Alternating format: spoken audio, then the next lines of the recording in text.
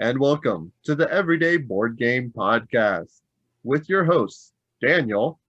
And Daniel. Good morning. No, I'm not even going to do it. I'm sorry, Oh, Daniel. I'll no. be I'll be good. No. I'll be good.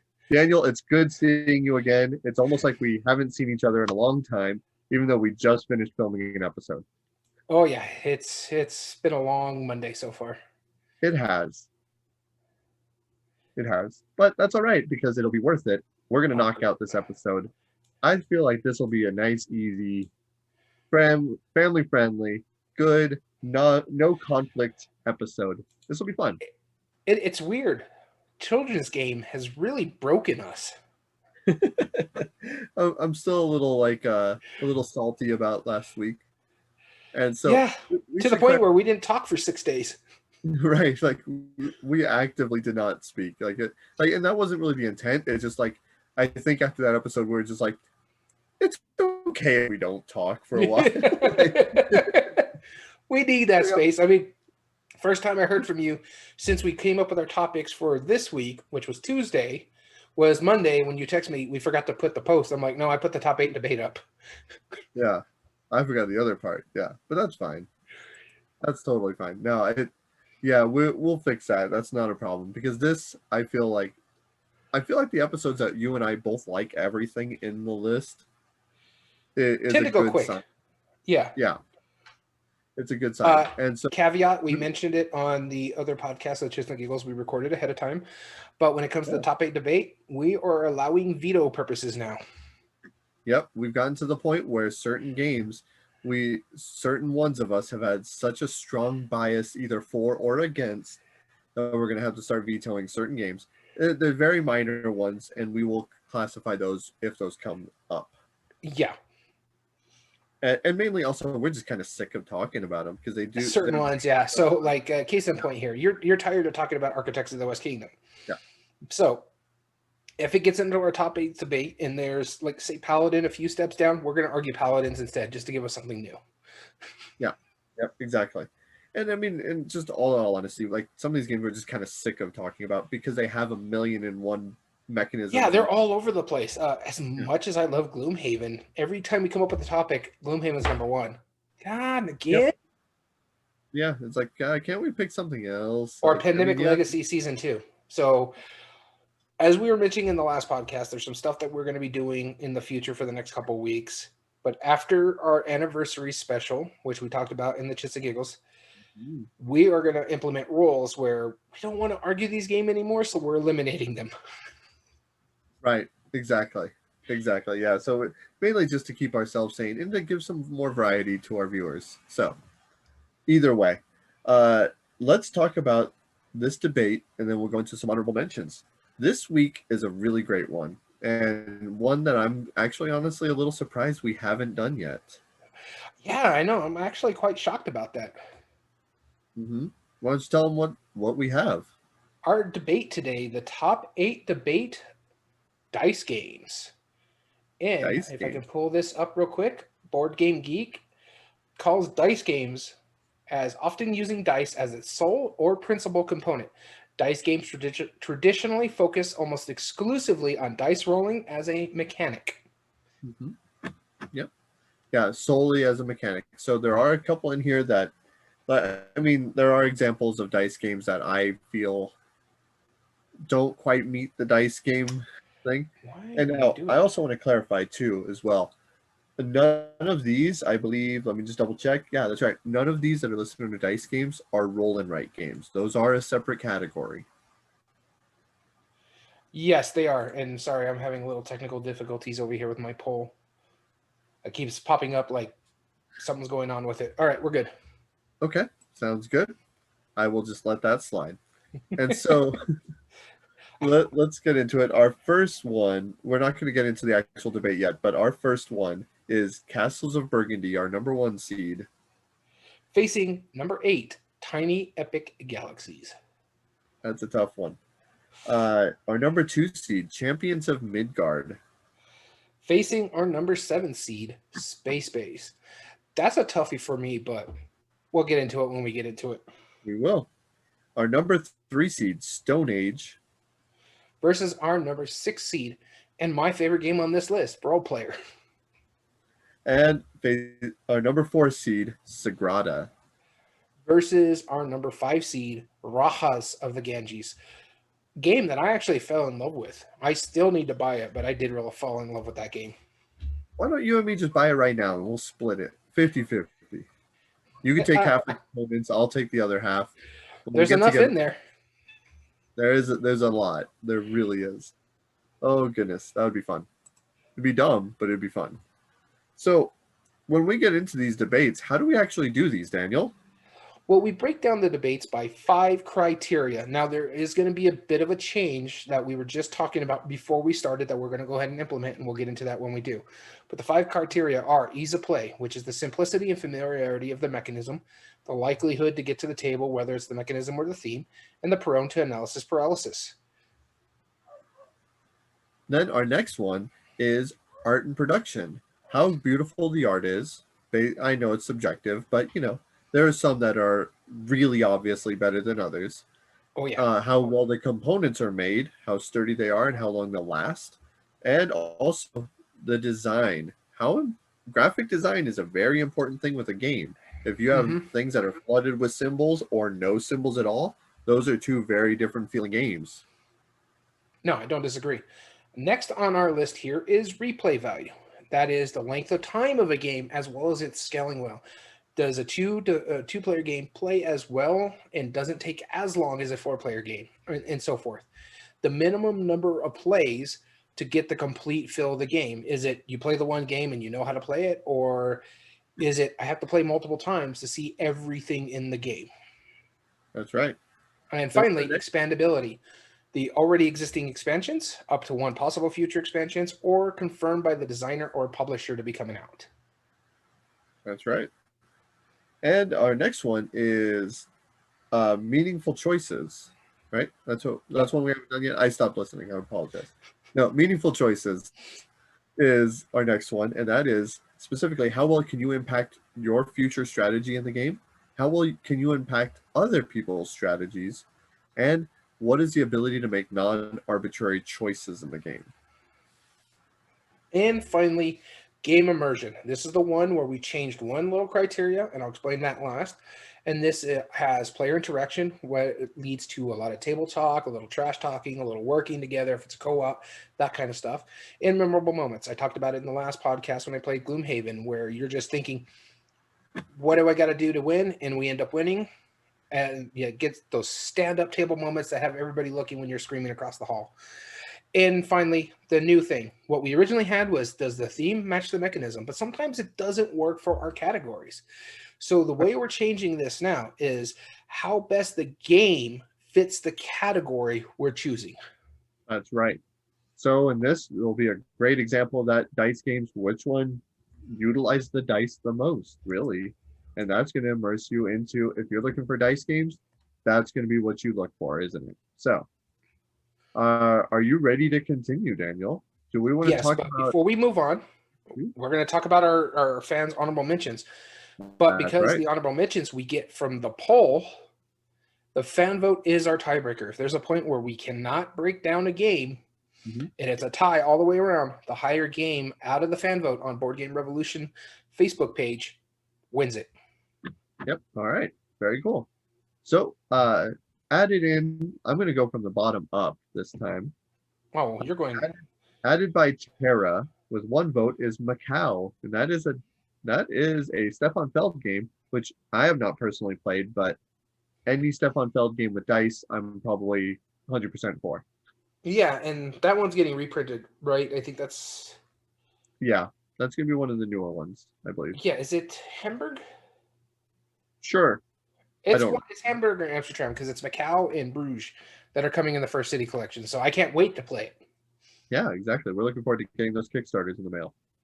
And the next one is added by Pascal. Pascal has 1 vote as well, and that is Dice Throne. Mark added Dice Hospital, which I have not personally played. Steve added Dragon Dice, also with 1 vote. Jurgen added Circadian's First Light. Shem Phillip game there, right? Good question. Probably. I think so, yeah. I think it's like the Isn't Circadians the? I don't think so. I think that one is based off of. I don't know. I think it's based off of Raiders of the North Sea. I can look it up right now. Why don't you go ahead and tell us the next one while we stop arguing about Circadians? Right. Kevin added Alien Frontiers, which is also a game I'm unfamiliar with. And now I am not familiar with it. I heard it's one of the first. It's a Garphill Games. Designer is S.J. McDonald. Artist is Sam Phillips. But it is Garphill. Very cool. Okay. Moving on to the next one here, and you said Alien Frontiers. I heard that was like one of the first major Kickstarter ones. I haven't played it myself. Max added Dice Throne as well. Yeah, so really it should be up to 3 votes right now. Yeah. Vincent added Too Many Bones, which I have had the pleasure of playing, and I say the word pleasure loosely.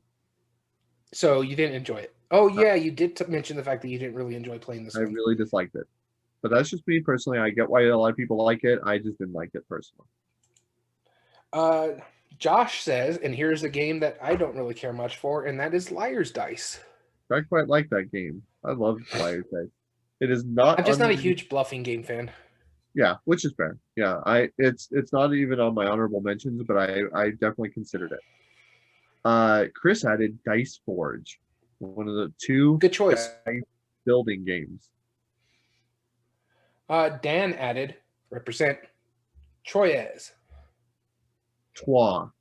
Whatever. It's trois. I'm not French, all right?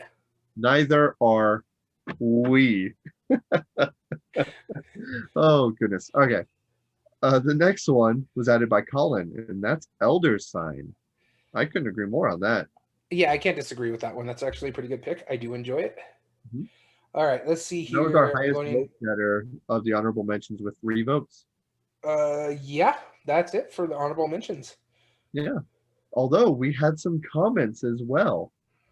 Troy, he added Too Many Bones. The way of leveling characters by adding unique dice is so much fun. So many different ways to build your characters.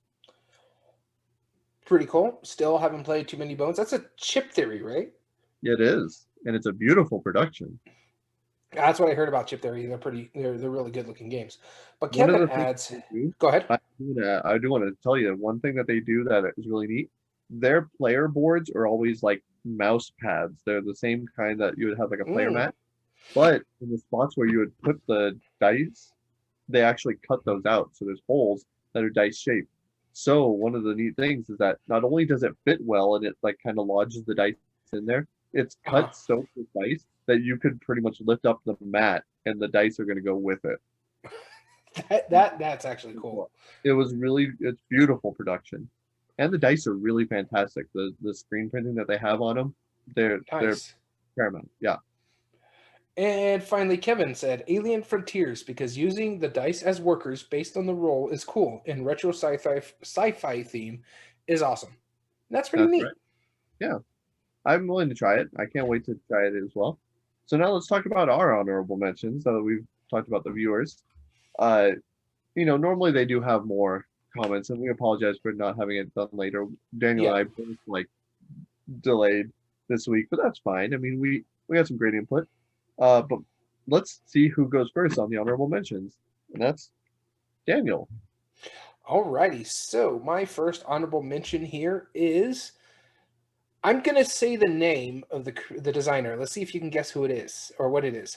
Kane Klinko. Kane Klinko, Fuse. Oh, yeah. Or Flatline. It's Fuse. Okay. I like Flatline. Flatline's a great game. It's an amazing game. I have a great time playing it. But Fuse, there's just something about going back to this one. It's a quick game because you got to do it in 10 minutes or you blow up. You're basically trying to defuse a bomb as a group by matching dice to the cards that you end up drawing. You're trying to deplete the deck and then complete the cards in your hand. And if you do it, the bomb doesn't blow up. In 10 minutes, mind you. Yeah. Well, you're trying to do this nice little puzzle aspect where you're trying to match the dice to certain things on the card, whether it's stacking them up in the right color, or if it's a green die, then that one has to be a blue die, but it has to match the same number, or they can't match the same number. Depends on what the card says. It's phenomenal. But then there's also a penalty. And that penalty is if no one can use a die, you have to roll the die that can't be used. And then either you got to get rid of the number that's shown or the color that's shown. And so it just makes things so stressful when you're trying to work things out. But I have such a great time with this game. This is, in fact, my favorite King Klinko game. That's fantastic. Very cool. I have a quick honorable mention to my honorable mentions list. I just want to give a shout out. And that's Roll Through the Ages. I considered putting it on my list, but then I decided since it's the roll and write, I am giving it the caveat. But I do think that since most of it's focused on the resource board and the dice that you roll, it's worth mentioning. But my actual number 3 honorable mention is a game that uses far more dice and has been packaged in a lot of different ways. It is Las Vegas. Goodness, do I love Las Vegas. Oh, goodness, do I love it. It's so good. Not a bad game. Yeah, it's so simple. I play it with my in-laws, and they ended up, that's one of the few games that they actively said, oh, you need to bring that back. Because they just, it went over like gangbusters with them. And because they like the idea of, like, they don't have to make difficult choices. They make what makes sense at the time. But at the same time, you're gambling and you're pushing for the majority. It's so brilliant. I love it. That's Las Vegas. I have a good time with that one. It's one of the few, I wouldn't say bluffing games or party games really, but I really enjoy playing it. It's just not something I need to own for myself. And it's a designer I really like, Rudiger Dorn. Yeah, not surprising there. Nope, not surprising in the slightest. All right. My number 2, and I don't know who the actual creator of this game is, but I'll just tell you my favorite memory of this game, and you'll know it right away, is when we played the big version at the Border City Con. King of Tokyo? No, the big version with the blow-up dice. Oh, Tumbling Dice, yeah. Yes. So my honorable mention, I try to talk about games that I haven't talked about in a while or something that hasn't been mentioned in quite a bit, and Tumbling Dice is one of them. This is my go-to party game, like if you're just trying to get people to laugh and giggle. I like Time's Up, but you need a certain group for Time's Up. Tumbling Dice, anybody can have fun with this one.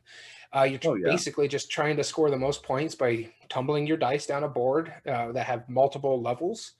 And you multiply your dice face by the level. So if I got a 6 in level 1, I'm only getting 6 points. But if I get that 6 down to level 4, now that's where I'm getting the points. However, it's hard to get down to that level. And 2, you got to worry about the other people that are coming behind you because they can knock your dice off the board, or they can flip that 6 to a 1 by some weird reason. So yeah, you got to be mindful of everything that you're doing. Don't get too cocky because they can basically, well, you're not getting that 6 times 4. We're going to knock that off, and that's what they're targeting. Instead of trying to get themselves points, they're trying to take away your points. But I have such a great time with this game. And again, my favorite memory is when we were playing with the blow-up dice and throwing it down that made board. So fun. Yeah. Made out of insulation foam and dowels. So it was fantastic. So my number 2 is not a good game. I'm going to tell you that right now. It's not a good game, but man, do I have fun playing it. Luchador, the dice game. Have you played this one? Wait, is this the one where you're like rolling them in that ring? Yes, but it's not a dexterity game. Like there is a cardboard ring. Yeah, but you're playing like cards and stuff. I think we have played this one because you bought it at one of the cons. Yeah, I did. And I think we played it that week or so after. Yeah, now I remember it. It's entirely beholden to the dice. It's all random. It's not a good game, I'll admit, but oh my god, it's so fun. It's so fun that it doesn't need to be good because it's so fun, and that's the point. There is like one point where you decide, oh, am I gonna attempt to pin him or am I gonna re-roll that die? That's about it. Or am I gonna use my super special move or this? But that's really your only choice. Everything else is beholden to the dice, but oh my goodness, is it so super fun, thematic. People have a roaring good time every time they play it, and I can't tell you why. I don't know why it's fun, but it is fun. And that's Luchador, the dice game. Yeah, I can't disagree with you. I played it a couple times with you. It's not a good game, but it's a fun game, and that's what you need. Yeah. As long as you're having fun with it, then have fun with it. Some people find Monopoly fun. Yeah. All right, so I'm not a fan of it. Even with the real rules, I'm not a fan of it. I know. All right, my number one game was actually mentioned in the honorable mentions from our fans, and you talked about it, that it's a dice forging game. It's Dice Forge. Dice Forge, yep. It's a fun dice. Yeah, it had to be my number one when we're talking about dice game. This is probably one of the... You're talking about how Luchador is not a good game, but it's so fun. This is Dice Forge for me. It's a great game, and it's fun. Have a good time playing this 2 players, 4 players, whatever you want to play it with. You're building your dice, so you're trying to make that choice. Okay, do I make this one die really, really, really good? Or do I spread the wealth around? This way I have a better chance, getting stuff that I need, your resources that you need. Do I spend it to go buy a really great dice, or do I save my gold till the next round and go try to fight something right now? Go for these low cards. Do I nickel and dime it, or do I go big or go home kind of thing? And I love that. There's so many choices that you can make just in the base game, and then you throw in the expansion that have new dice face and cards that you add to the deck. I have a great time with this game. I need to play the expansion. I have it now. But my big problem with this game is that you can't put the expansion in the base box. Yeah, nope. Because of the containers. Oh, it's just drives me insane because everything fits so well with the insert, which is not a bad thing, but it's like, I've got limited shelf space. I want to condense it. But that's not a problem with the game itself. That's just how it's packaged. Yeah, and how you and I prefer to package it. Like, yeah, I somehow succeeded in putting all 18 villains in the villainous base box. And as you can see behind me, this is what I do with my expansion boards. Yep, you hang them on a wall. Mine, I throw them up on a shelf. And my last one, my number one honorable mention, is a game that I quite like. It's Yahtzee meets Magic: The Gathering. Oh, Dice Throne. Dice Throne. Oh goodness, did I fall in love with this game. I can't believe I enjoy it as much as I do, considering how much I do like Yahtzee and how much I always used to play Magic. I guess it was a shoo-in, but this game has no right being as fun as it is. It really it's a good game. I actually enjoyed it playing it when we played it. I really do want to try the, what is it, Dice Throne Adventures? Yes. Co-op? You know what? Maybe that should be yours and mine next, like, campaign game. I would totally be up for that. Yeah. Yeah. I'll bring over the boxes sometime, and we'll just get down on some Dice Dungeon Crawl. Let's do it. All right, but Dice Throne, oh my goodness, yeah, it is Magic: The Gathering meets Yahtzee. If you know either of those two games, you know how to play it. What's funny is I'm not a fan of Magic: The Gathering, but I really enjoy Yahtzee. Yeah, so you'll like it a lot then. Absolutely. Oh, I dig Dice Thrones. We played it before. I think I was the Samurai. Yeah. And had a blast with it. My whole thing was trying to get a Yahtzee if I could do that big, super powerful move. Never worked, but I had fun doing it. As long as you had fun, it doesn't matter. Well, I almost beat you. Huh? And almost beat you. Almost. Almost. So, no, there's more skill involved in it than one would think. But like I said, it has no right being as fun as it is. Dice Throne, I couldn't encourage you more. If you want a fun dice game, get Dice Throne. That being said, let's get into our debate. Let's do this. We do need transition music, Daniel. I'm telling you. No, not happening. Until you pay for the editing software that I need to this way I can plug in all this stuff, that ain't happening. What if I were to buy one of those controllers that you just push a button and it does the video and transition? I wouldn't be able to pick it up because I'm recording directly from Zoom. Darn it, COVID. We need to stop Zooming this. We need to be in the same location. All right, that's fine. We'll do it live when that happens. There we go. All right, ready to start the debate? Oh, I'm ready. I'm actually putting the things in the cup. All right, our first round is going to be our number 1 seed, Castles of Burgundy, versus our number 8 seed, Tiny Epic Galaxies. This is probably one of the hardest ones for me. My hardest one is, this probably is my hardest one. Yeah, because I really do enjoy Tiny Epic Galaxies. and I know how good Castle Burgundy is. It's going to be interesting to compare the two. It is. The first debater will be you, Daniel. I get Tiny Epic Galaxies as I'm trying to rip the papers apart while they were sticking together. Darn Post-it notes being all sticky and toasty. Alrighty, so Tiny Epic Galaxies. You know what my biggest gripe about Tiny Epic Galaxies? My one major con, and really the only one I can think of for this one? Because it doesn't need to be that small. Exactly. That's it. That's the only con I really can come up with for Tiny Epic Galaxies, that it's small. And sometimes you get stuck with the dice rolls for the resources and stuff like that, but it's not that problem. For such a small box, when we're talking about art and production, the production is through the roof. For something that comes in like half the size of some of those boxes on my wall over there, quarter of the size, it's stacked in there, but yeah, for the production for it is through the roof. I like the custom dice. Those are really nice looking. There's limited downtime when it is at your turn. That's a big thing, especially when it comes to like the analysis paralysis capabilities, because you want to pay attention to what other people are doing on their turn. Because if you have the resources, you can follow them doing what they're doing. And I think that's very important when you're doing some of these games, especially when it comes to Euro games, is limiting the downtime. Because as our chits and giggles topic, the atmosphere thing we were talking about, limiting distractions. This is the analysis paralysis leads to people becoming distracted. They start looking at their phones. They start looking away from the game and stuff like that.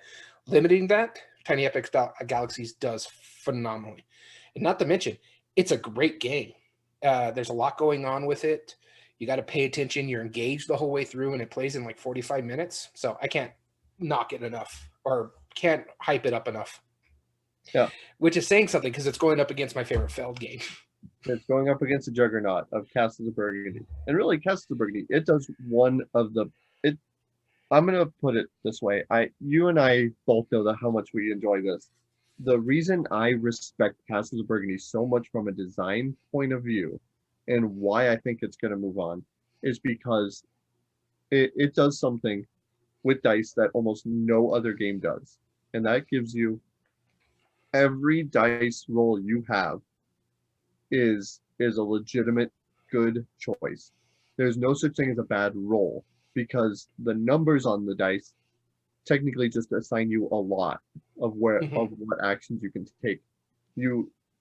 There's a lot of games where certain faces of the dice are better than others, and so if I roll a die worse than you based on random chance, then that's just luck of the roll, and I then lose because of that. And this is that game.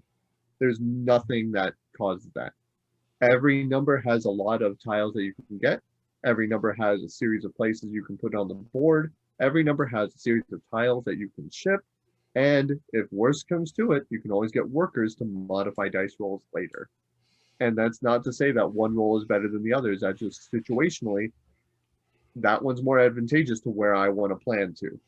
It's way more meaningful of that.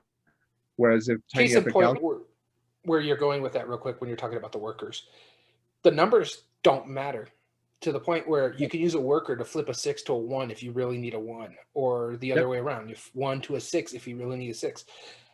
That's phenomenal. Yeah. In any game that allows you to go from a 1 to a 6 and have it matter that little, and have it be because really a 5 is just as far from a 3 as it is a 1. It's just a circle. That's all it is. So I personally, I think it's obvious which one should move on. I'm not saying something, because I really do think Tiny Epic Galaxy is a fantastic thing. But if the worst part about a dice rolling game is if you roll all of the same thing and it's useless to you, well, sorry. All right, let's do a breakdown. This way we feel like we give everything a fair share. I agree with you. I think Castles of Burgundy should move on, but ease of play, which one are you giving that to? Galaxies. Yep. Replay value. Burgundy. Meaningful choice. I as much as I like Galaxies, I have to give it to Burgundy. Yep. Game immersion. Burgundy. Art production. Tiny Epic. Yeah. You and I see eye to eye 100% on that. Yeah. So my big gripe about Castles in Burgundy is that it's an Alea game and they use way too much brown. Yep. Yep, they do. But that's okay because that's just how the cookie crumbles sometimes. Yep.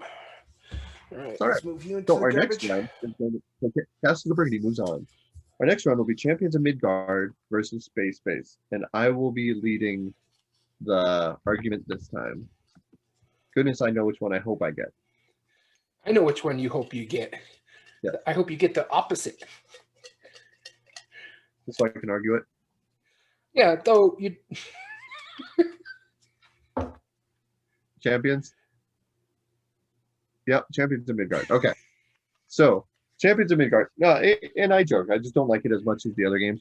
But really, I mean, it's the fact that that it's action selection similar to like Puerto Rico.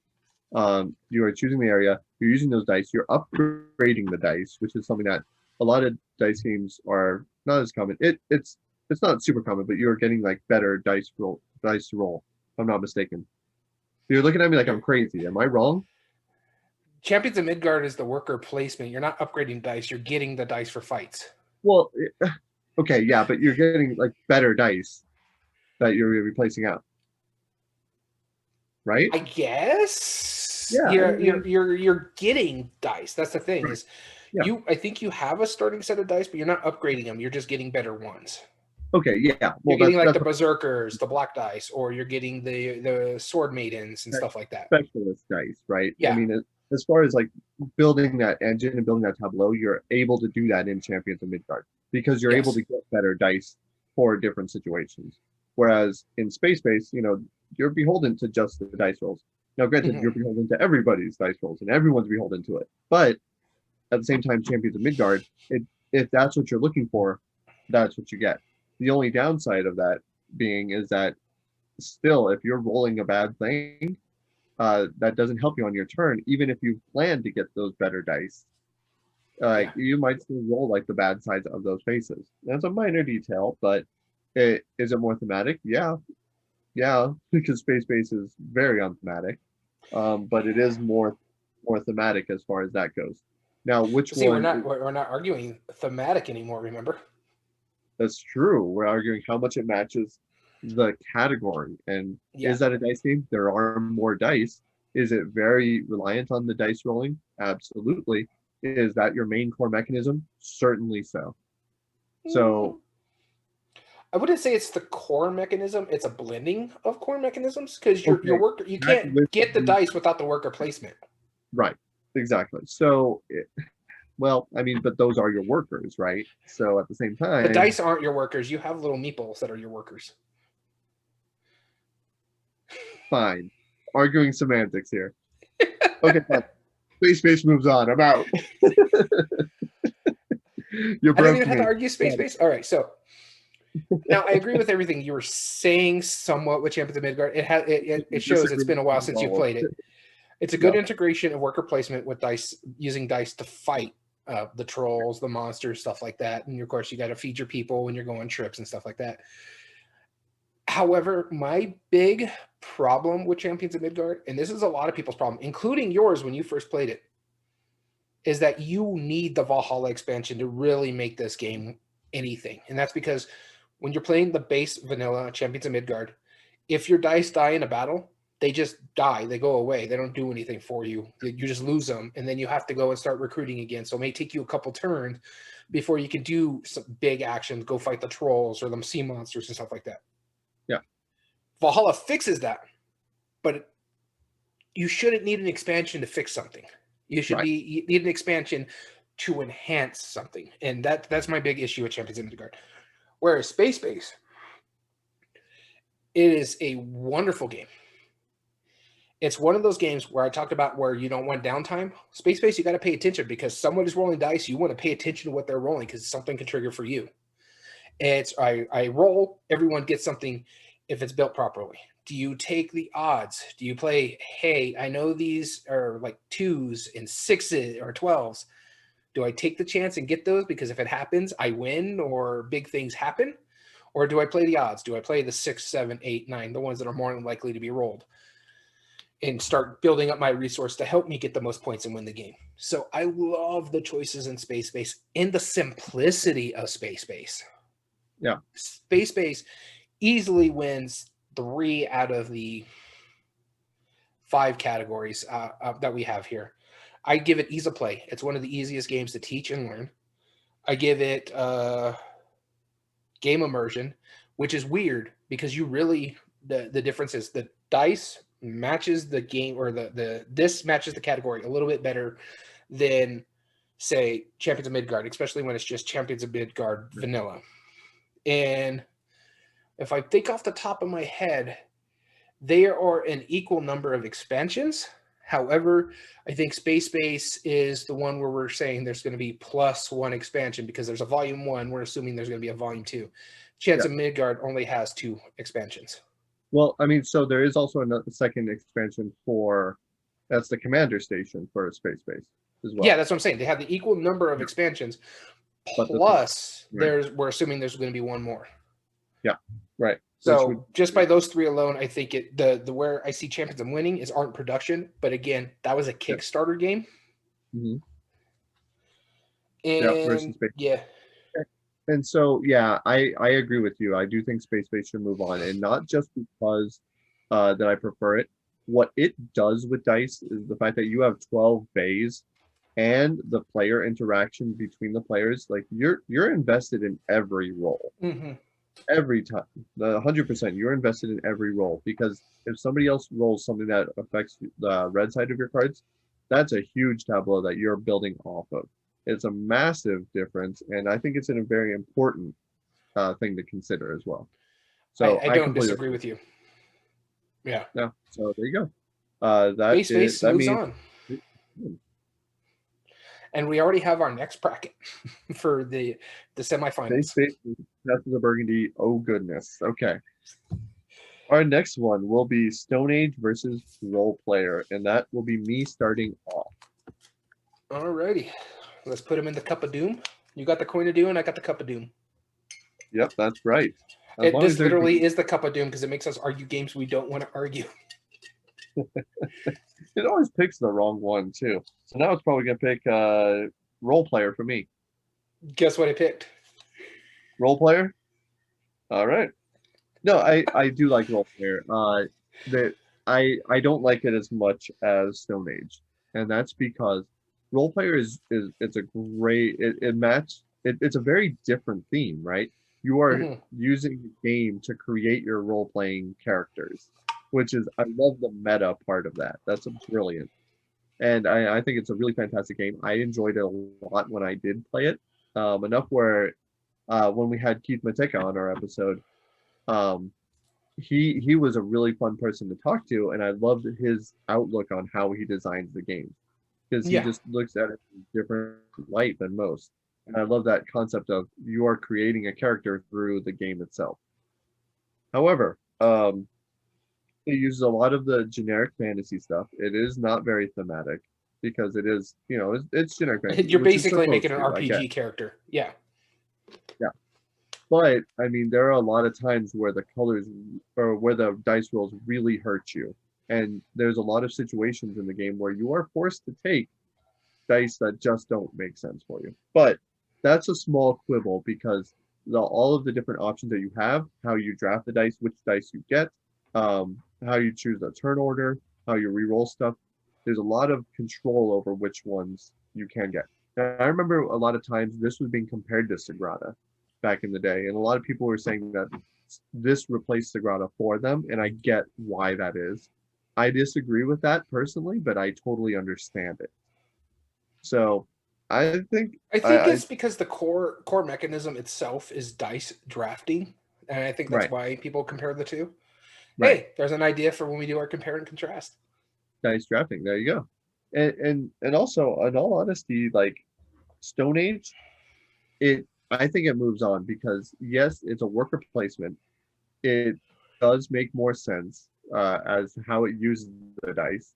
And sort of. It does. I mean, because you can't control where you send your people out, but you can help mitigate it by sending a group to go hunt those things or to go gather those resources. Like, sure, there's the technicality of if somebody rolls all sixes versus all ones, yes, there is that variable. But the same thing is in role player is that if I'm trying to get low stats on some of my abilities and I'm only getting high numbers, well, then that's out of my control. Yes and no. There is mitigation for that as well. In role player, when you go to the market, you can buy cards that help you mitigate. Hey, I'm not going to beat my points for putting it in the proper number context.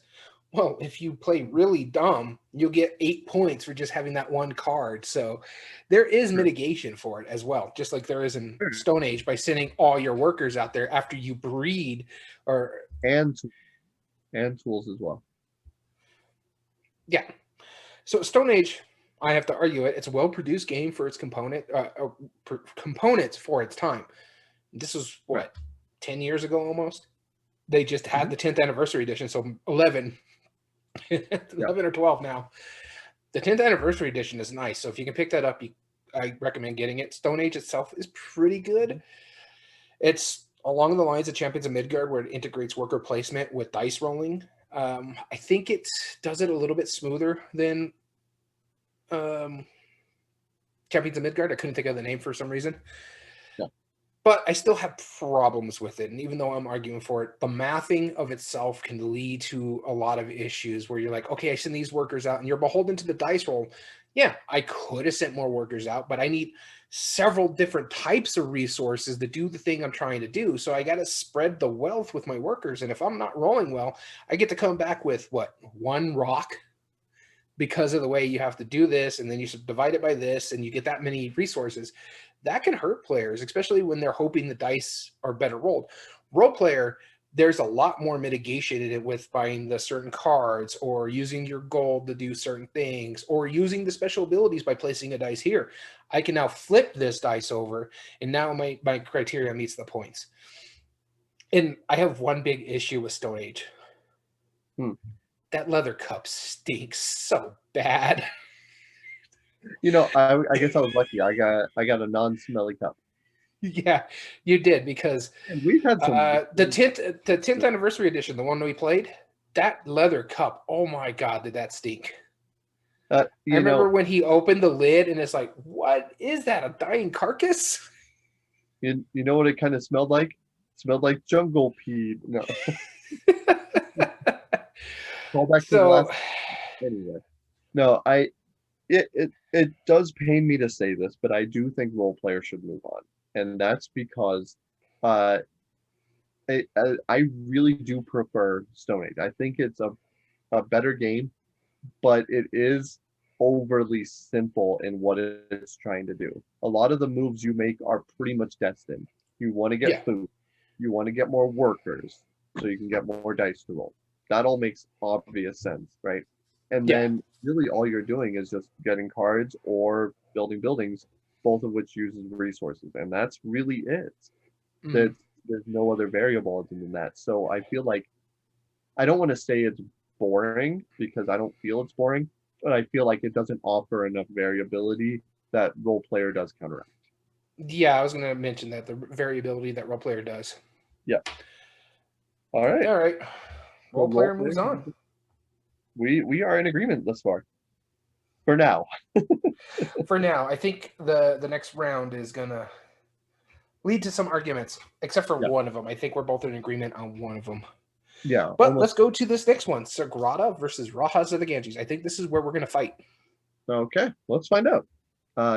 You'll be leading off the argument this time. Please, oh please, let me get the game I want.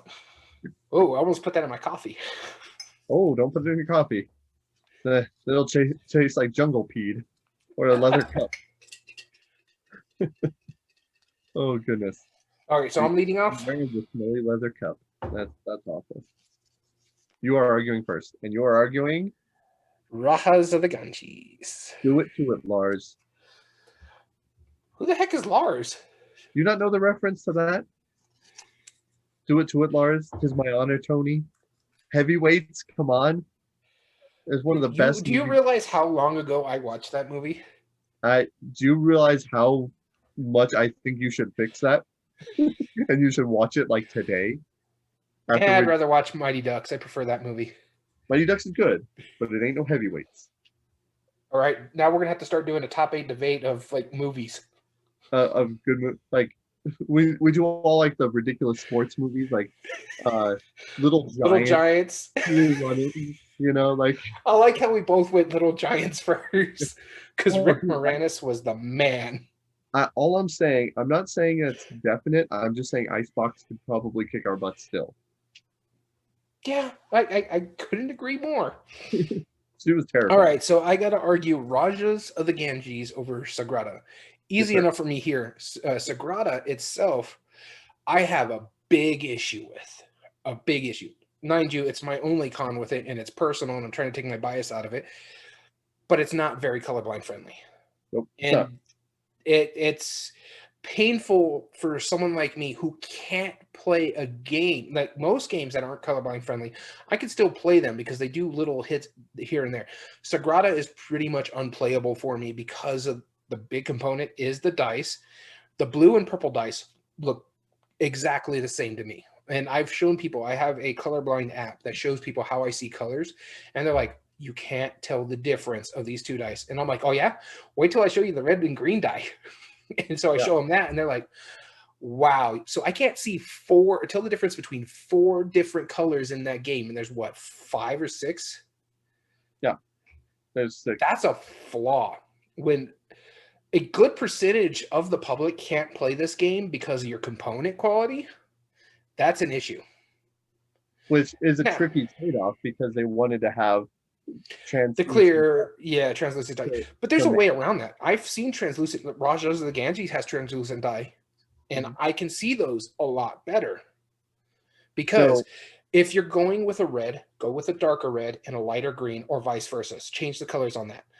Purple, I understand you want purple because a lot of people like purple, but a large portion of the population are red-green colorblind. Purple's not a color you should be using because of that. Or unless you do like that perfect purple. So make a really, really dark blue and a lighter purple, or just change the variation of the colors. Make it lighter for one, darker for the other, and makes it easier for people to see. Rajas of the Ganges does that. Doesn't do it well, but I can still see the dice a lot better than I can with Sagrada. Another thing about Rajas of the Ganges. Go ahead. Oh, I was going to say, on a slight side topic of talking about dice color and why it's so stressful, a friend of mine showed me Coimbra, the dice from there, and how you put them in the little stand. There are gray and green dice, and they chose like really off colors, and I swear it's the exact same shade. Like when he pulled out, there's 5 colors in here. I'm like, no, there's 4, sir. There's more gray than anything else. So that's a big issue. Yeah. Sagrada is one of those that fit in the pitfall. Rajas of the Ganges does it better. Rajas of the Ganges, it's point salad adjacent. There is a goal. You got to fixate what you're doing, but you could do it in many different ways. And I really like that because it gives you a lot of choices and allows you to do a different strategy as someone else you're playing with. I really enjoy that of the game. The one playthrough of it, I fell in love with this game. The one time I played it, I fell in love with this game. It's very well produced. The dice are really nice. It's very colorful. The graphic design can be a little busy, but at least it makes sense to an extent. The only part that I have to argue about the graphic design is that little player board where you're putting the tiles and you're making your little bridge and trying to connect them to different locations. I could take or leave that part of it, but the rest of the game, I love. It's fun. It's well done, very colorful, well produced. I can see the dice and I can see what I'm doing on the board. So yeah, that's my big thing. Why I think, and there's a lot more choices in Rajas of the Ganges than there is with Sagrada. Yeah, but Sagrada excels in its simplicity. So now, my side is that it's not intended to be a really in-depth worker placement game. It uses the dice almost like a Sudoku puzzle, where you can't have the same color or number touching adjacent ones, but you're trying to follow the pattern as closely as possible. And while building these beautiful windows, everybody has their own objective on how difficult or easy it is to make. And you do the Catan snake reverse drafting, where in turn order, everybody takes 1 die, and then in reverse turn order, everybody takes 1 die. So on your turn, I like that part of it. Don't get me wrong. Yeah, and as far as simplicity goes, I mean, it's an incredibly simple idea to do, and the production is absolutely stunning in Sagrada. I feel like we should break this down because I do think I wouldn't say stunning. it is. Those player boards have issues. I think they're phenomenal for what they do. Yeah, except for the fact that the copy that I had, and I've seen in other people's copy, part of it splitting on one of the colors because they didn't glue the double board down. You know, and they warp very easily for some reason. Weird, because none of the copies I've seen do that. I've seen 2 versions of it that done it. My personal version that I sold. Yeah, I'm not disagreeing with you, but I don't know how common that is. But I mean, it's obviously not intended to do that, and there are times that production values, like in my copy of Stone Age, one of my meeples has his head cut off. Like it's like, oh well, that's really sad, but it was like manufactured that way because like his cut off head, the neck is painted properly, so like clearly it was done before, and they never fell through all those checkpoints.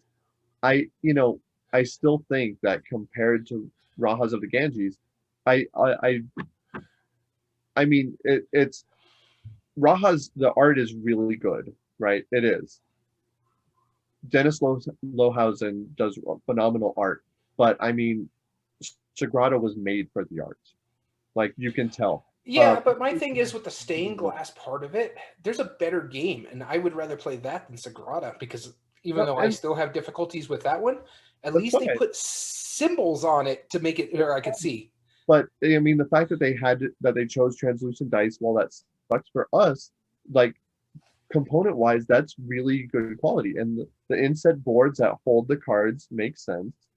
All of that stuff makes sense for it. Rajas, it's a bit busy, and then everything outside of. Oh, I'll give you the graphic design on the art production, but Rajas, they both have the clear dice. I think art and production does go to Sagrada. All right, I'll give you art and production.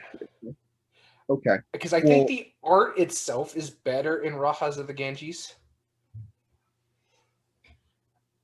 I really like the art in Rajas. I'm okay with the stained glass, but I'm not in love with stained glass like you are for some reason. I wouldn't say I'm in love with it. I just think that it makes it matches more sense, and the art is better. It makes more sense. That's why I give you the graphic design by it, and I agree with that part. I think the art is better in Rajas of the Ganges. It's more colorful. It's easier to see. I like looking at it and be like, ooh, look at that cool little thing. I really love the little elephant first player marker. That one's great. That one's pretty good. Okay, so then how do we do this? Because we can't agree on art, so we got to call that a wash. We can't agree on the components. Let's just call art and production a wash. Just straight up a wash. The graphic design. Does it make more sense? I'll give the graphic design to Sagrada. So Sagrada wins it by that 1. By the 1, barely, right? Barely. That's not to say Rajas doesn't put up a fight. No, I feel that. I really do feel like it's better. And it's because I brought up the elephant, right? That's where you're like, oh yeah, I forgot about that elephant. That helped push me. Yeah, that was a bit good. Yeah, that was really good. All right, so Rajas of the Ganges. Or Sagrada gets that point. I think it also gets ease of play because it's just. No, hands down, I'll give ease of play to Sagrada. That one I will not argue. Meaningful choice is Rajas. Mm-hmm. Okay. Expansions, or I'm sorry, replay value. I think Rajas only plays. I think they both only play 2 to 4, if I'm not mistaken. Unless you get the expansion that allows Sagrada to go up to 6, I want to say, or 5. It goes up to 6. Yes. Yeah. There are 2 small expansions for Sagrada, but how many does Rajas have? I know it has at least 1. And I know it has 1. And like that. No, we're gonna have to do some live researching. We apologize, people. But let's we want to be honest about it. We want to be sure. And I'm looking that up right now. Okay. So you're going to pull that up while I fill in time by talking about nonsensical stuff where I'm just actually just for the sake of talking, just so that way we don't have dead air. What's really interesting about talking for the sake of talking to avoid dead air is that it's surprising. You're making no sense whatsoever. And it's surprisingly effective, and I have yet to make a pause because all I'm doing is just filling the air with my talking continuously. All right, so it looks like it has the snake expansion, the tiger expansion, something called the Mango Village, a couple of advent calendars that we shouldn't consider. No, Rajas of the Ganges Goodie Box 1 and Rajas of the Ganges Goodie Box 2. So Rajas gets replay value for sure, almost certainly. And then so this is the one that I think is gonna tip the scale, and I think it's theme matching mechanism or not. We're not doing that anymore. I know, but which one makes more sense as the dice game? I would give that to Rajas. Sagrada.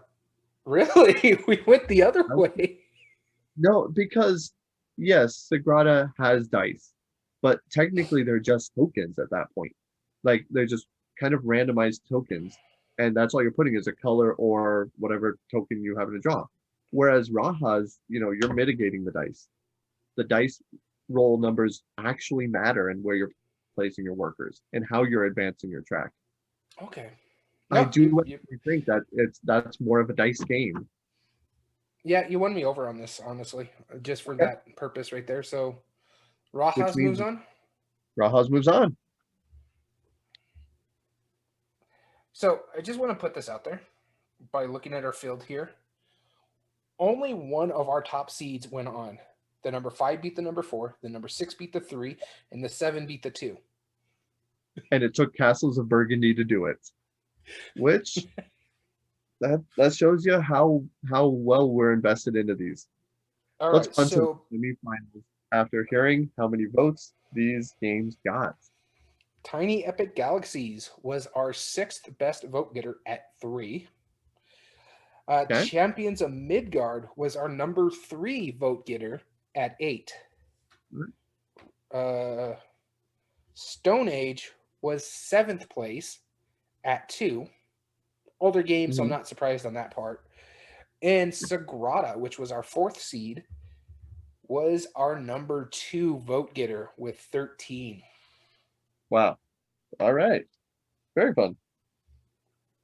All right. So our next, in the semifinals round, we're going to have Castles of Burgundy versus Space Base and Rajas of the Ganges versus Role Player. Oh, goodness. This is going to be tough. Yeah, because honestly, all 4 of these games are my top 4 games on this list. Right. And and here's the thing. I think these 4 games, it's going to be less of us like disagreeing on things. It's more, how can you compare these two? Because they're both really good in different reasons. But I'll be leading off the debate for either Castles of Burgundy or Space. You want to guess which one you got? Nope. Castles of Burgundy. All right. The Granddaddy Dice game. Let's be real here. You know why this is moving on. You and I both know why this is moving on. And if there were any game out of the other 3 that can put up a fight against Castles of Burgundy, it would be Space Base. Space Base has the best chance against it. So I'm gonna take my bias out of it. As much as I do love both of these games, I've played the entire Shy Pluto expansion for Space Base, and I adore it. I think it's one of those essential expansions that you really need to try.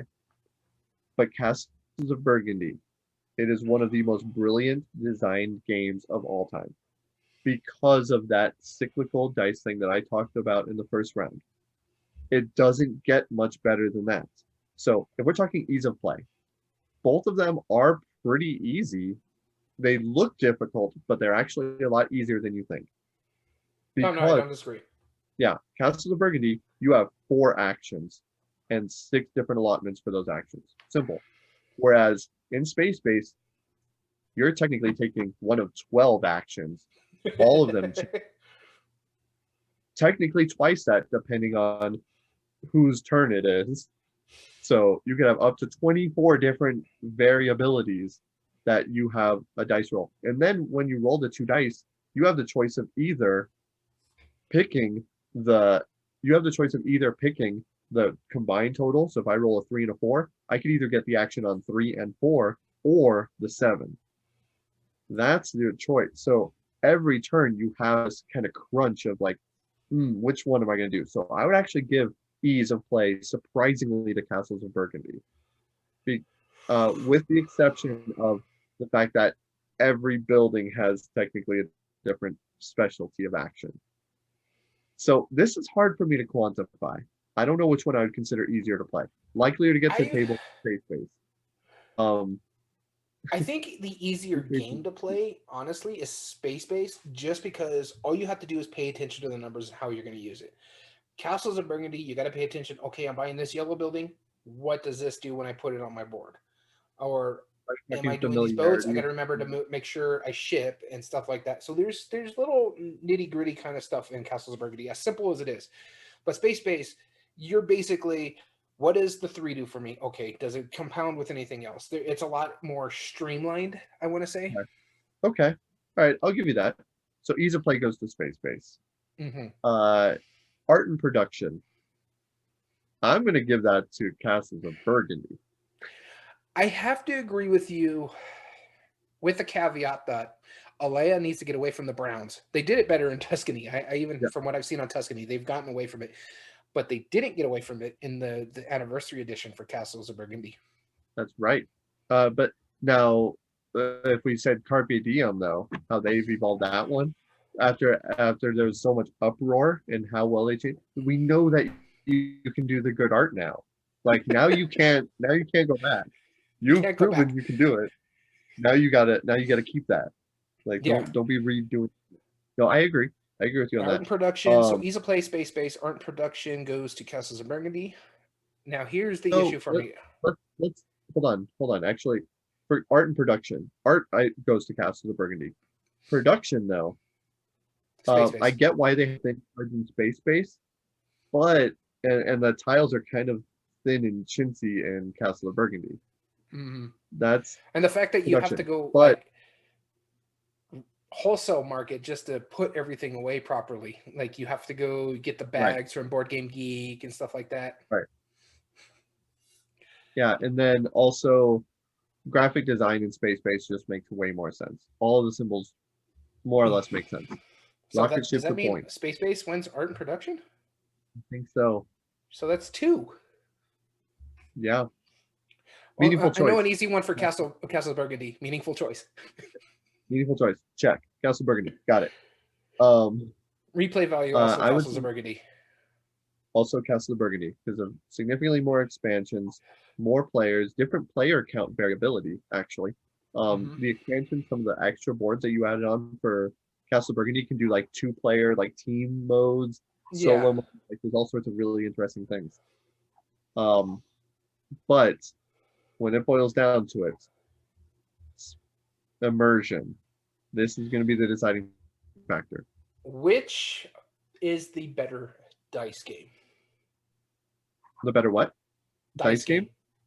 So which one uses dice better? I think that because the dice numbers give you the allotment of which action you're using,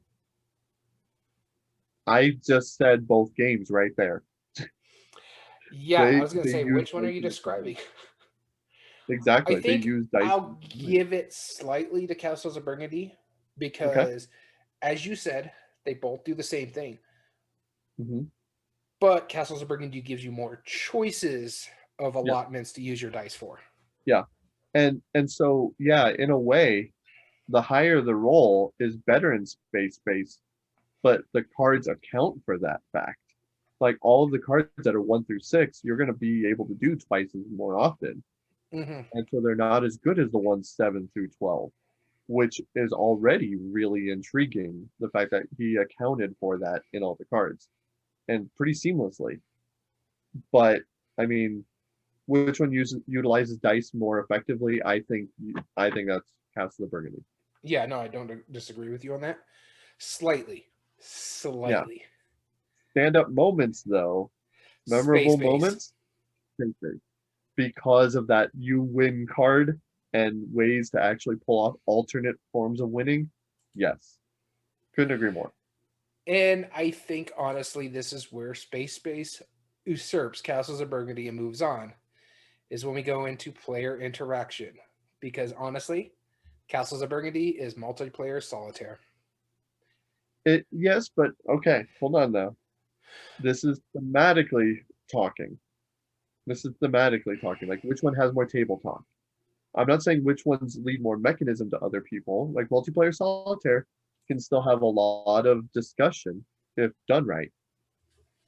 I still agree with you. I'm just saying. I was going to say, yeah, I agree with what you're saying, but Castles of Burgundy is not one of those games. It's not an example of that. I'm just saying it could be. So does that mean Space Base actually unseated Castles of Burgundy? Yeah. Wow. Okay. Good job, Space Base. Whew. Wasn't expecting that, to be honest. That was tough, though, but it was a close battle. It was. All right, and now the last round in the semifinals is Role Player versus Rajas of the Ganges. Daniel, you take it away this time. All right, let me get the Cup of Doom. I'm putting away the Coin of Doom officially for this debate. Yep, and this is the last time I got to use the Cup of Doom, so it goes back into its storage spot. That's right. All right. Hey, actually get my game. All right, lead the way. All right, so Role Player versus Rajas of the Ganges. This is difficult for me because I really, really love Role Player. But man, there's just something about Rajas of the Ganges that even though I don't own it, it just really makes you think. So as I'm going through this list here, our criteria that we're going through, I think the best one that comes out to me is ease of play for Role Player. Mm-hmm. I think Role Player is by far the easier of the two games because at its core, you're taking some dice out of the bag, you're placing them out, you get to choose which one you want, and then based on which one you choose is when you get to go to the market, is your player order for the market. Real simple, easy to learn, easy to do. There's a lot more choices that you got to do, but I think there's more meaningful choices in Rajas of the Ganges, unfortunately. Yep. Replay value, though. Unfortunately. I know I have to argue Role Player, but I honestly think Rajas of the Ganges is going to move on. Okay. I'm trying to argue it as best as I can, but meaningful choice, I think there's just a lot more meaningful choice in Rajas of the Ganges because how you're moving your characters around the board, moving your boat up the board, using the dice that you have for what you got to do, placing those tiles out there as best you can. There's a lot of choices there. Art and production, as much as I like Role Players, art and production, you said it, it's generic fantasy. Yeah. And really outside of the character, there's not much to it, the art. I mean, it's graphic design, a lot of it. Yeah. And even then, it's a lot of text design. It's very text heavy. So even though I'm supposed to argue Role Player, it's getting late. Let's move this on. I honestly think Rajas of the Ganges moves on. I do agree with you. So let's move on. Rajas of the Ganges. Good job. Rajas of the Ganges. So how many votes did, I can't believe I said this, Castles of Burgundy and Role Player get? Well, let's just say they're on the opposite of the spectrum. Role Player was our number 8 vote getter at 1. Oh, wow. It's tough. And our number 1 game was Castles of Burgundy at 19. All right. Well, our finale is going to be which is the best dice game, Rajas of the Ganges versus Space Base. Our original number 7 seed and number 5 seed. This is probably one of our lowest seeds that make it this far. Yep, absolutely. Daniel, let's break down categories. Are there any that are immediately obvious to you? Which one do you think? Ease of play, Space Base. Play. Yeah, agreed. Okay, I couldn't agree more. I do think Space Base is just simpler to understand, easier to play. Absolutely. Is there another one? I would say art and production is Rajas. I would agree with you on that one. Okay. These other ones, we'll probably have to break it down by what it says. I think game immersion with our new category does, which is the better dice game, just on that one alone. I would say it's space base because that's the core. There's a lot going on in Rajas of the Ganges. The dice are a main part of it, but you also got your tile placement, you got your worker placement, you got your other stuff in there. I just think space base at its simplest form is dice. Yes, and the fact that it does have more stand-up moments, more memorable moments. Then, I mean, as much as Rajas is really fun and really good, it's not like it's honestly we've had trouble remembering some of the mechanisms in it because there's so much. Because there's so much to go off of. Yeah. And dice is really just a small factor of it. So space base gets the point for that. And I also think space base gives you a lot more table talk as well, because it's like, you roll that 7 right now, sir. I need that 7 for I can do my 3 and 4. I don't need the 7 itself. Give me the 3 and the 4. Yeah, exactly. Like my son has gotten actually upset at one of us for rolling something that benefited the other spouse. You didn't have a choice of it, but don't roll that 7 because he's gonna win. I love that. All right, so when it comes down to it, we got meaningful choice and we got replay value. Now, meaningful choice, I think, goes to Rajas. Okay, explain. You have to make a lot of smart choices. You got to make sure your worker goes out in the right spot. 1, you get to block someone else from doing their thing. 2, if your boat's meeting somewhere first, then, hey, they don't get that reward by being there first. So you got to make sure you're moving your boat properly. You're putting your worker out properly. You're placing your tiles properly. This way you get those bonus actions or bonus stuff that you get. Space Base has a lot of that, but you're also beholden to the dice roll. So if you set yourself up right for the engine tableau, sure. But say you really need your 3 and 4 because you want to fire off your 3 and 4, but someone rolls a 5 and 2. You're still getting a 7, but you're taking the 5 and 2 rather than the 7. You're not getting the 3 and 4 that you need to send off to set your engine off. You're beholden to dice rolls. There's more arbitrary choice that you can mitigate by making sure you place the proper cards out, but you're beholden to the dice rolls where there's a lot of mitigation in Rajas of the Ganges. Yeah, I mean, realistically, your only choice, I mean, there's more to it, but like when it's boiled down to its concentrate, your only choice in space base is what card you buy. Yeah, so I agree with you. Meaningful choice goes to Rajas. So now it's up to replay value. 2 to 6 players, I believe, play, or no, 2 to 5 base, space base. Rajas of the Ganges is 2 to 4. Yeah, I believe.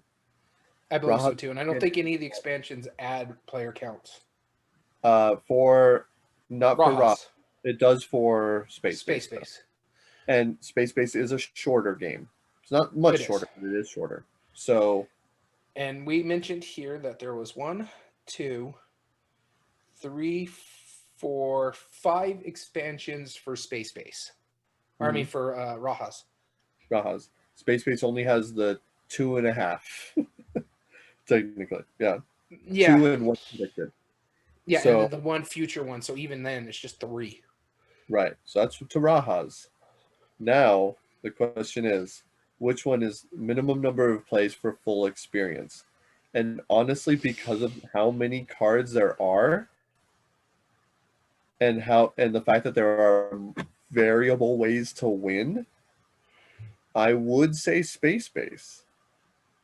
I mean, I can't disagree with you.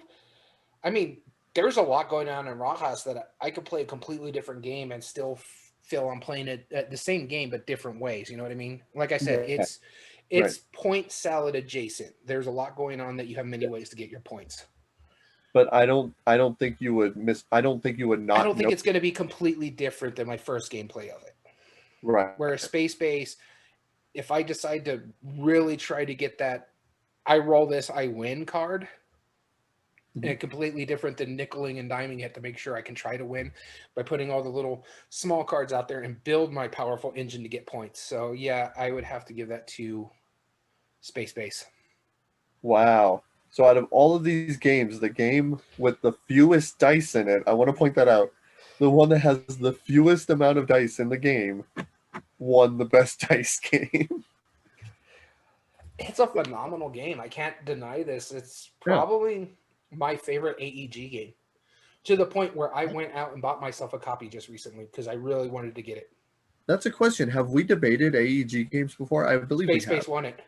Okay. Yeah, I believe that. I believe that. That's interesting. That might be a revisit we do sometime soon. Yeah, it's something we can revisit. That's not a bad idea. Yeah. But Space, our best dice game. Congratulations, Space, and John D. Clare, a friend of our channels. Phenomenal designer, beautiful game. Can't wait to debate it even more soon when we talk about Space versus Machikoro. And that will be next Monday. Very cool. And for our listeners, it'll be next Monday. Oh, yes, that's right. Next Monday. And then, so the question is, Daniel, how many votes did these get from the viewers at home? So these were our number 7 and our number 5. They were our number 4 and our number 5 vote getter. Rajas of the Ganji was number 4 at 5. Space was at number 5 with 4. Oh, so reverse. So they were just right on the cusp of each other. Yeah, they were right there. So interesting. Yeah, I had a good time debating this one. This was a lot nicer than our last one. Well, because it's easier when we like all of them. Like, I mean, or we mutually dislike one of them, like we did with Rory's Story Cubes last week. Right. That makes it easy. No, I think like Champions of Midgard is probably like the only one that I didn't care much for. But after the expansion, it was much better. So like I didn't hate it. Which is funny because role player, you actually enjoy that game, and then the expansion, you're like, no, I'll just play the base game. Yeah, I didn't like what it added. It was unnecessary. Like I do still need to play the third expansion for it, the Familiars, Fiends of Familiars. That's fair. I do need to try that one. Cool. Well, that's worth us trying in the future. What I do have to say, what's cool about role player before we go on, is that your character that you make in the base, whether it's just the regular game or the Monsters and Minion or the Fiends of Familiar, carry over to the role player adventures that will be coming out later this year. So I don't like that idea. I hate that personally. Like, I mean, and honestly, Keith Mateka, he's such a cool designer. I think it would actually work and it would be something I would enjoy. I just it looks really good. Because you take something simple like that's like okay, like so let's take another super meta game, and that's Millennium Blades, where you're playing as an avatar who's playing this fictional collectible card game, right? And that's like me saying, oh well, why don't you play it? Once you finished a game of it, you can actually play a real collectible card game. Like why? Like the fact that it's meta is what makes it so cool. Well, like no, I mean I get it, but no, I don't like that idea. It's stressful and it bothers me internally. But I'm curious to try it because I will. I'm willing to try it for you. Oh yeah, I should be getting it this summer actually. So hopefully we'll both be vaccinated and we can play it. Here's fingers crossed. Let's hope. Do you have anything else to say before we let our viewers go? Yes. So for those who didn't follow the Chits and Giggles podcast earlier in the week, which would have been Monday, we are going to be doing another Chits and Giggles topic next week. We just kind of mentioned it, where we're going to be comparing Space to Machikoro. It's our compare and contrast that we've decided that we're going to try to do these where we compare two games once a month. This one being Space versus Machikoro. The following week is our anniversary week. So we're going to be filming anniversary episodes. Now, we haven't decided what we're going to do with the Chits and Giggles topic yet, but get you hyped up. Our anniversary top 8 debate. We're not using BGG for this one. We're taking the top 8 games we're going to use the rankings from BGG. We're going to take the top 8 champions and we're going to put them up against head-to-head to find out which is our year 1 champion. Yep. And that will be the 22nd on Twitch. Okay. And I believe the 29th will be the Chits and Giggles on YouTube and the audio versions. And then the 31st for the actual top 8 debate in the YouTube and audio versions. Cool. All right. Well, with that being said, we want to thank you so much for tuning in. Daniel, thank you for that update. This has been a great debate. And congratulations again to Space and John D. Clare and AEG. We want to, if you ever want to join us live, like any of our viewers do, you can join us at twitch.tv/everydayboardgames. As well as all video re-uploads, as I was mentioning earlier, are found on YouTube under Everyday Board Games 2020. And if you like what you see and you find us on YouTube, do us a favor and subscribe to the channel and give us a like. It helps us grow on the platform. As well as all audio versions are found on most podcast platforms under Everyday Board Games Podcast. This includes Spotify, Google, Amazon Music, and Podbean. Very cool. And if you ever want to say hi to us directly or even just give us ideas for future episodes, you totally can. Email us at everydayboardgames2020@gmail.com. As well as you can also get in contact with us on our official Twitter page at EBG Podcast. So we want to thank you so much for tuning into Everyday Board Games. As always, I've been Daniel. And I've been Daniel. And thank you for listening. Have a good one.